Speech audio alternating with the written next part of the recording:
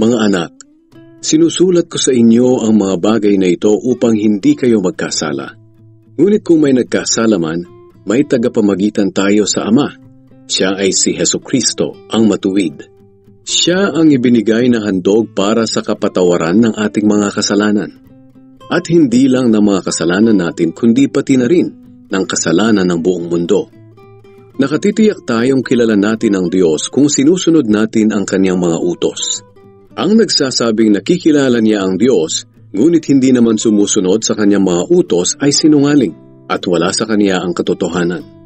Ngunit sa sino mang sumusunod sa salita ng Diyos, lubos na natupad sa kanya ang pag-ibig ng Diyos. At sa ganitong paraan natin malalaman na tayo'y nasa kanya. Ang sino mang nagsasabing siya ay sa Diyos, dapat siyang mamuhay ng tulad ni Hesukristo. Mga minamahal, hindi bago ang ibinibigay kong utos na magmahalan kayo, kundi dati na. Ang utos na ito ay walang iba kundi ang mensaheng narinig at tinanggap ninyo mula nang sumampalataya kayo. Ngunit masasabi rin natin na ang utos na ito ay bago, dahil lumilipas na ang kadiliman at nagliliwanag na ang tunay na ilaw.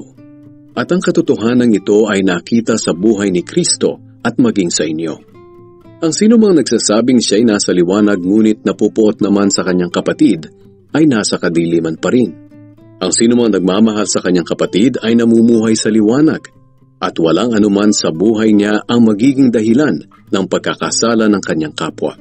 Ngunit ang sino mang napupuot sa kanyang kapatid ay nasa kadiliman. Lumalakad siya sa kadiliman at hindi niya alam ang kanyang patutunguhan dahil binulag siya ng kadilimang ito. Sumusulat ako sa inyo mga anak dahil pinatawad na ng Diyos ang mga kasalanan ninyo dahil kay Kristo. Sumusulat ako sa inyo mga ama dahil nakilala niyo na siya na mula pa sa simula ay nariyan na.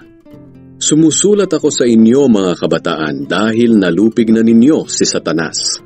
Sumusulat ako sa inyo mga anak dahil nakilala niyo na ang Ama.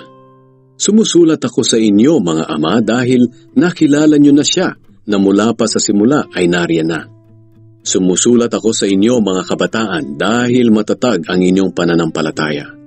Sinusunod ninyo ang salita ng Diyos at nalupig na ninyo si Satanas.